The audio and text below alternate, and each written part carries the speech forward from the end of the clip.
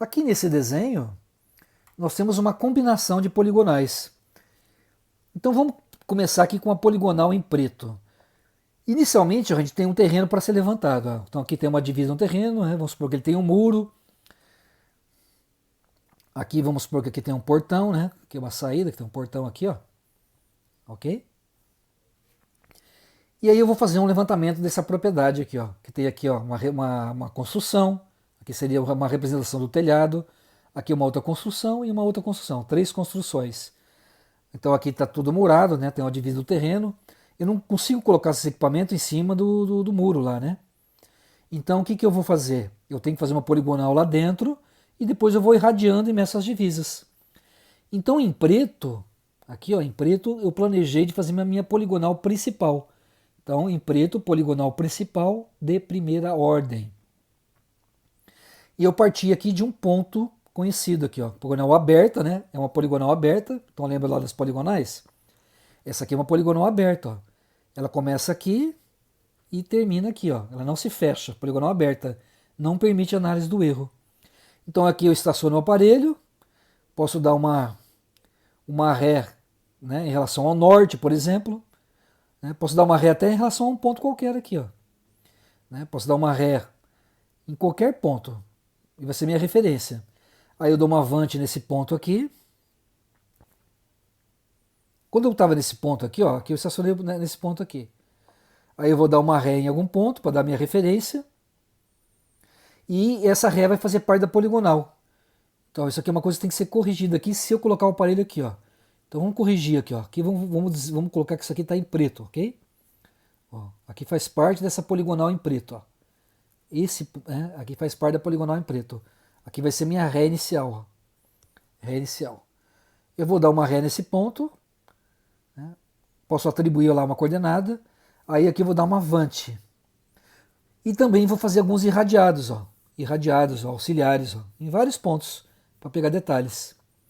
Depois eu mudo o aparelho de lugar. Aí eu tenho que dar uma ré nesse ponto aqui, ó, da minha poligonal.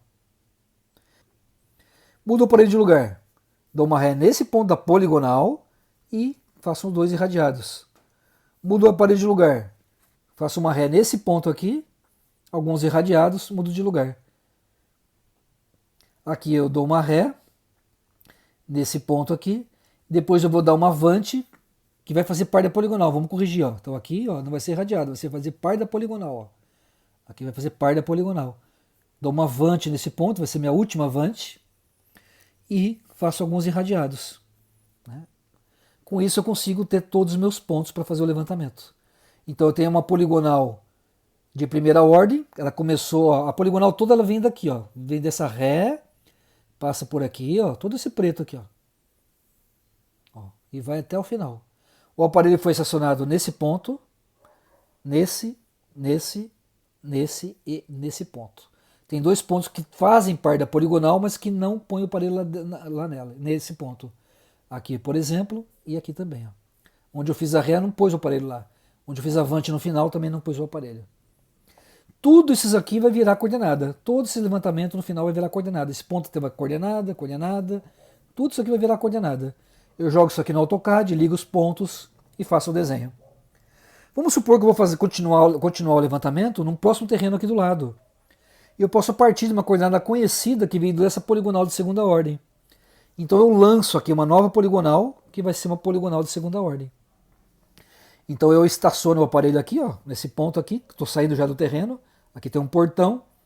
Eu aponto lá para esse ponto, ó, que eu vou saber a coordenada, né, com o meu levantamento, depois que eu calcular tudo isso aqui, ó, eu vou saber a coordenada. Eu dou uma ré nesse ponto, vai ser uma coordenada conhecida. Aí eu vou caminhando aqui, né, e vou lançar uma poligonal secundária, ó, de segunda ordem, a partir daquela poligonal primária. E continuo o levantamento nos terrenos vizinhos. Então tudo vai estar amarrado a partir dessa poligonal principal de primeira ordem. Ok, pessoal. Agora a gente vai fazer algumas continhas, alguns cálculos, para vocês entenderem como é que a gente transforma aqueles ângulos e distâncias em coordenadas, ou vice-versa, né? Coordenadas em ângulos de distância. Então nós vamos mostrar um pouquinho da aplicação da trigonometria, bem básica, que vai mostrar o princípio que está envolvido nisso. Mas antes disso, vamos ver aqui uma regrinha de arredondamento, porque nas continhas que a gente fizer, nós vamos ter que aplicar essa regra de arredondamento. Então, em topografia, a gente usa a regra de arredondamento dessa resolução aqui do IBGE. Por que a gente faz isso? Em vez de a gente aplicar uma regra única, principalmente nesse último item aqui, né? Onde é seguido de zero, né? A gente aplica dois tipos de regras aqui, ó. Quando eu tenho lá no final o número 5, né, seguido de zeros, né? Ó, 75, 65, ó, seria igual a um 5 seguido de zeros, né? Ó, aqui também está representado como se fosse um 5 seguido de zeros.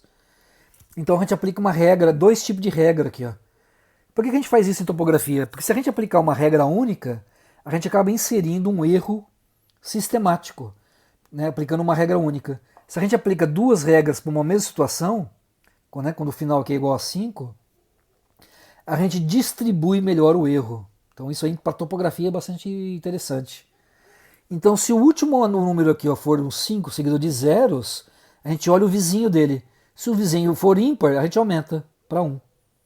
Aqui eu estou querendo arredondar para uma casa, né? O objetivo é arredondar para uma casa só. Se a gente trabalhar com distância, a gente vai usar até o milímetro, né? 3 casas. Mas nesses exemplos eu quero arredondar para uma casa. Então eu tenho um número qualquer, eu vou arredondar para uma casa. Então se eu tenho o número 5 seguido de 0, se o vizinho dele é ímpar, eu aumento, então vai para 8. Se o vizinho é par, permanece. Então eu uso duas regras diferentes para uma mesma situação, quando ela é igual a 5 no final. Com isso, eu distribuo melhor esse erro. Quando eu tenho um número maior que 5, então eu aumento uma unidade, o algarismo pode permanecer. Então, por exemplo, aqui, ó, o 7 é maior que 5, então eu arredondo aqui para 9, né? O 8 vai para 9.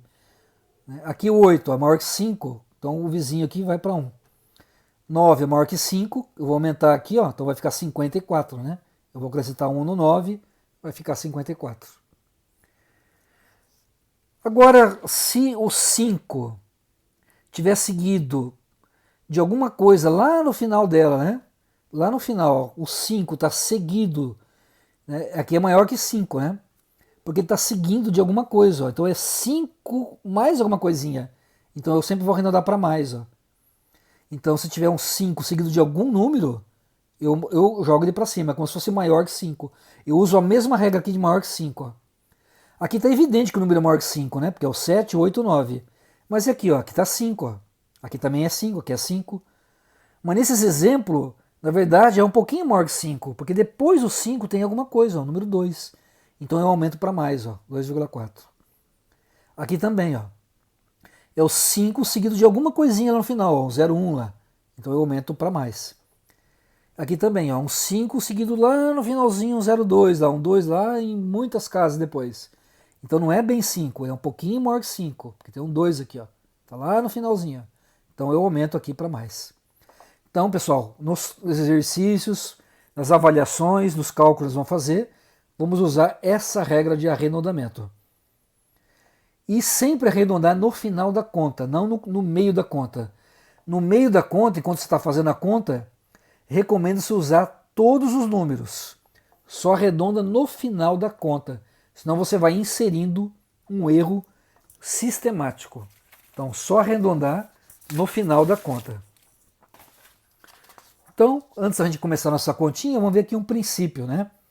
Da transformação entre coordenadas polares. O que é uma coordenada polar? É uma coordenada a partir de um ângulo e distância. Então, se eu tenho ângulo e distância, eu tenho coordenada polar. Ó, eu tenho aqui um ponto 1, e aqui tem um ângulo e uma distância, eu chego no 2. Se a partir do 2 eu tenho um ângulo e uma distância, eu chego no 3. Se do 3 eu tenho um ângulo e uma distância, eu chego no 4. Então, ângulo e distância, né, a gente chama de coordenadas polares. É o conjunto de coordenadas expressas em ângulo e distância. E coordenadas retangulares é num sistema cartesiano XY, que pode ser um sistema UTM também, leste-norte. Então, ó, vamos compreender aqui o desenho, né? Eu estou aqui no ponto 1 em relação ao ponto 2. Então eu medi lá um ângulo lá no campo, né? Eu zerei o aparelho lá no norte, girei a luneta, apontei para o 2. Esse ângulo aqui, se eu apontei para o norte, a gente chama de azimuth. É o ângulo em relação ao norte. E tem vários tipos de azimuth, depois a gente vai ver mais à frente. Então, o ângulo que vai do norte até o 2 é o azimuth. O aparelho nosso faz isso, o teodolito. É só pôr uma bússola na frente da luneta, zerar lá o ângulo horizontal e apontar para o 2. Pronto, no display está o meu ângulo alfa. E aí eu calculo essa distância ou meço essa distância lá com uma trena. Ok? Então, a partir desse ângulo e dessa distância, como é que eu calculo coordenada? Então, como é que eu vou transformar ângulo e distância em coordenada? Então, vamos colocar esse ponto 1 e ponto 2 num sistema cartesiano, ó, x, y. Então, nós colocamos nossos pontos lá do espaço num sistema cartesiano x, y. Então, esse ponto 1 ele vai ter um x1 e um y1. O ponto 2 ele vai ter um x2 e um y2. Aqui nós temos um ΔX, que é o x2 menos x1. Aqui nós temos um ΔY, que é o y2 menos o y1. Como é que a gente vai calcular a coordenada, né? A gente sempre tem que partir de um valor conhecido. A gente vai ver por quê aqui na equaçãozinha. Então, para trabalhar aqui com o x, né, para a gente identificar a coordenada x, vamos começar aí usando o seno. Então, ó, esse ângulo alfa, que você mediu lá o azimuth, né, com o teodolito. O seno desse ângulo aqui, ó. Então, relação trigonométrica básica, elementar. O seno desse ângulo é o cateto oposto. O que está oposto a esse ângulo? Ó? Lá do outro ladinho do ângulo é o ΔX. Então, o seno do alfa é igual ao ΔX, está oposto a ele, dividido pela distância, que é o que você mediu lá com uma trena, por exemplo, ou por estadimetria.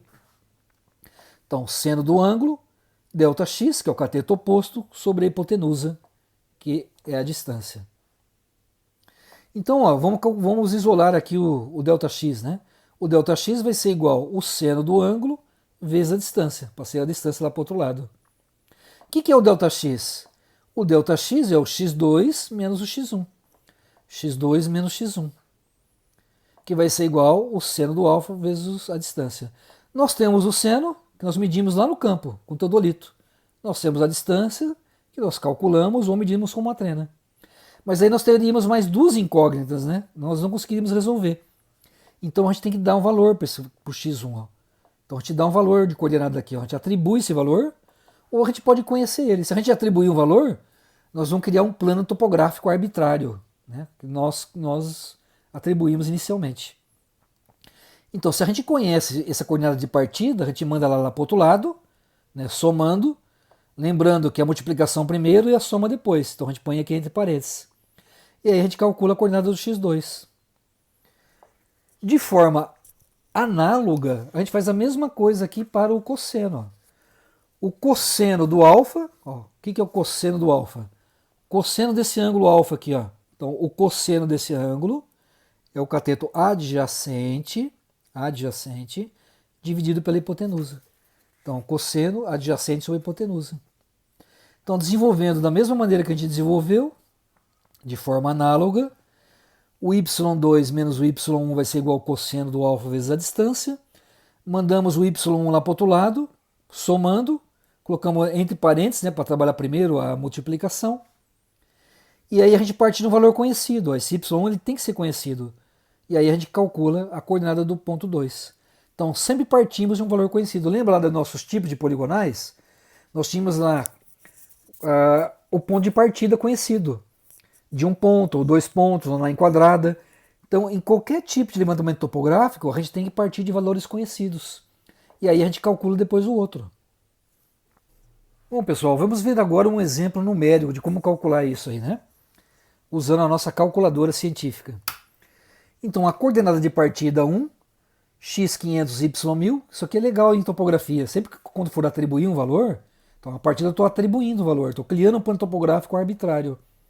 É sempre bom no eixo do x colocar o número numa dimensão diferente em relação a y, porque aí você consegue identificar o que é x e o que é y.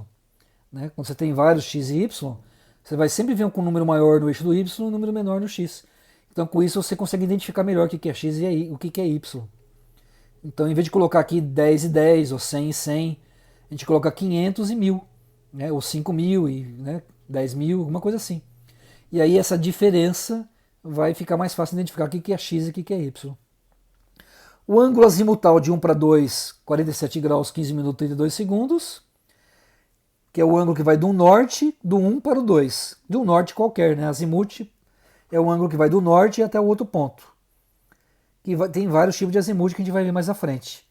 A distância do 1 para o 2 foi medida lá com uma trena, 152,543 metros.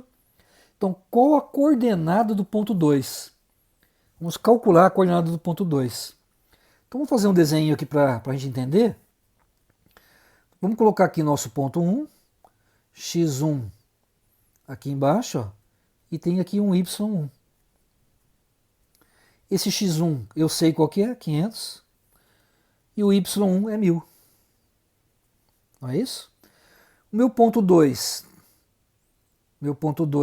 vai estar aqui num outro lugar, ponto 2, e eu sei que esse azimuth, ó, o ângulo que vai do norte, ó, o topo do papel aqui sempre é o norte, né? Esse ângulo alfa aqui, ó, é o meu azimuth.